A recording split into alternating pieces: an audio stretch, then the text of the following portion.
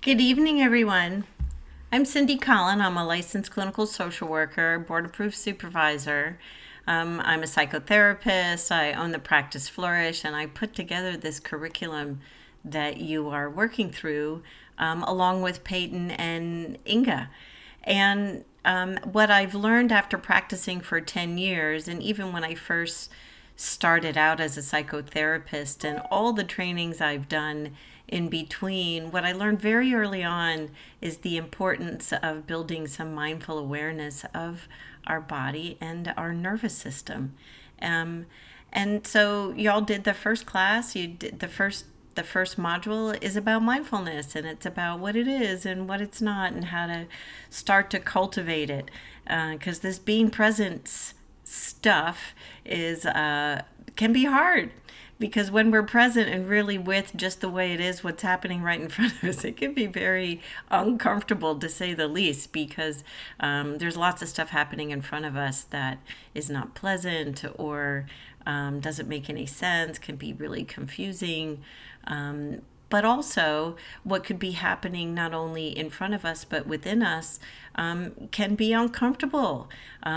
Things like an increased heart rate or some sweating, or this desire just to bolt if something feels really, really uncomfortable, or panicked or catastrophic thoughts that just won't turn off. These are all symptoms of being in sympathetic nervous system. And you all are going to talk about that tonight.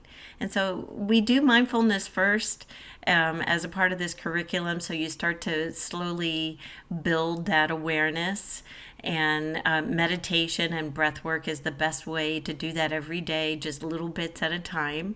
But there are three facets of the autonomic nervous system, and our autonomic nervous system does so much beautiful, miraculous stuff. I mean, our autonomic nervous system is what makes our heart beat, what unconsciously tells you to swallow and to breathe and to move your blood around and innervate your organs and your glands, and carries messages from hormones and neurotransmitters all throughout the body to work together, because all of these systems are interdependent. But they have specific roles, and the role of the autonomic nervous system is multifaceted. There are three parts to it, but the one you're going to talk about today, again, is your sympathetic nervous system. And I know y'all know this because it's called fight or flight. You may know it like that. I happen to call it your danger detection system, because it really is a really magnificent warning system that is built into each and every one of us. Our body is picking up signals of perceived threats all the time, externally and internally, through our senses, and also through our gut, through our enteric nervous system. Y'all are not going to learn that today. We're going to save that for another class, that connection between food and mood. But for now, understanding that the messages, or the messaging, and how the senses are trying to pick up a threat, and if it does pick up something around you, your body may engage in this fight or flight.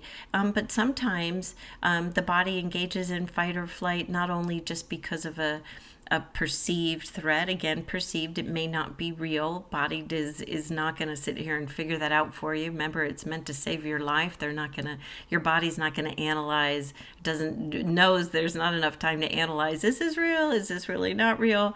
But also, you may have stored memories, stored experiences that you may not even be aware of, or just only slightly aware of, that your body has engaged in fight or flight to save you before. And so sometimes you may be experiencing something in the present moment, and you might go into fight or flight based on a past experience, not as specifically what's happening right here, right now.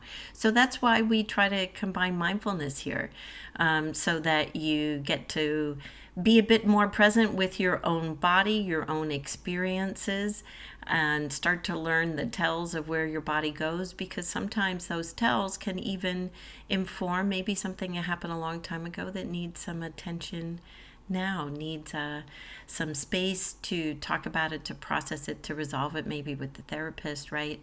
But really, what this class is about is just you learning to connect to your nervous system.